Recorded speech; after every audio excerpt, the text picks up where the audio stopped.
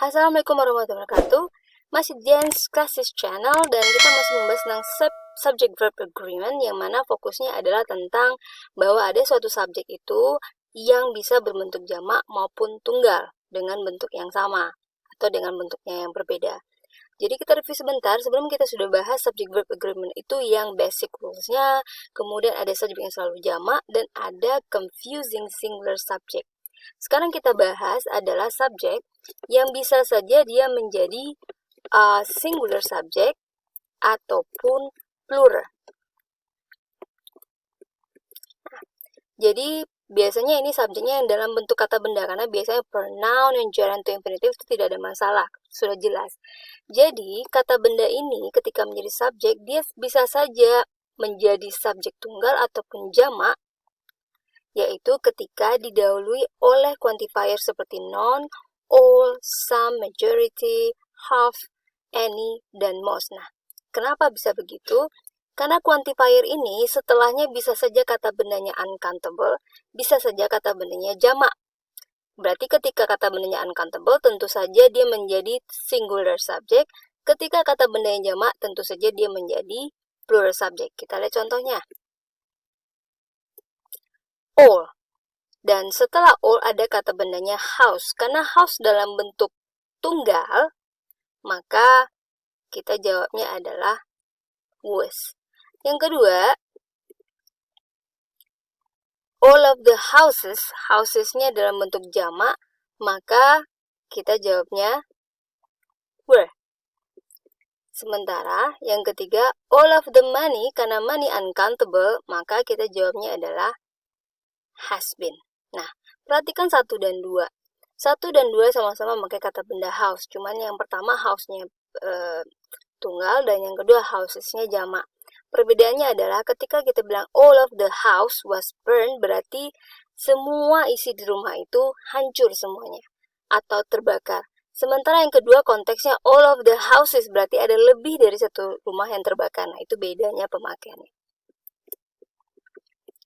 Yang kedua, subjek itu juga suatu kata benda itu bisa saja jamak ataupun tunggal ketika dia didahului oleh quantifier non, all, some, majority, half. Jadi kalau lihat ada subjek didahului dengan quantifier ini, maka untuk menentukan apakah dia tunggal atau jamak, karena maknanya maknanya jamak, maka kita lihat kata bendanya.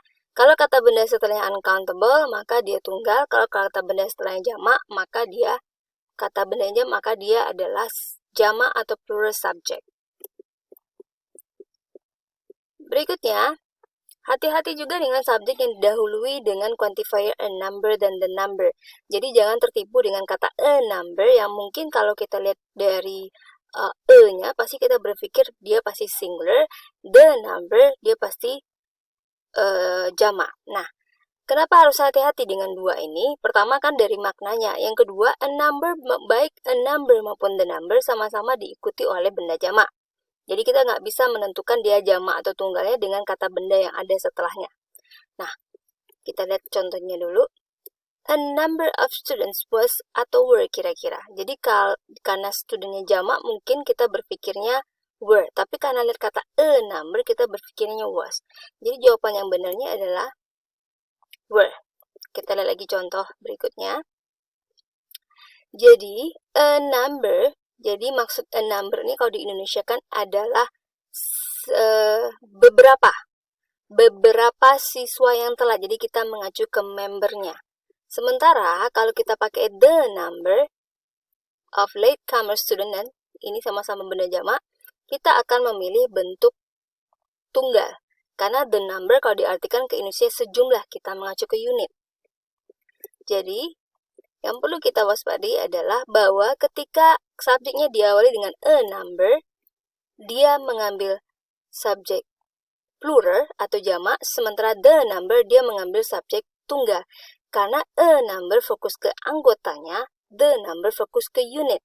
Atau a number maknanya beberapa, the number maknanya sejumlah. Berikutnya, Hati-hati dengan subjek yang dihubungkan dengan pair conjunction karena untuk menentukan subjeknya tunggal atau jamak ada aturan khusus. Jadi pair conjunction itu ada not only dengan pasangannya but also, either pasangnya dengan or, neither dengan pasangan nor. Kita lihat contohnya berikut. Not only her house but also her cars was atau were burnt.